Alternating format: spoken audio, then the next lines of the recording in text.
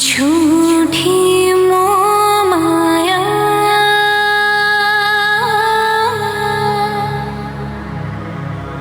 सच्चा मन का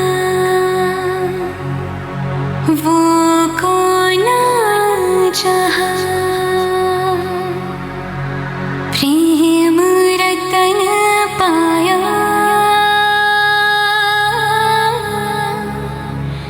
प्रेम रतन पाया।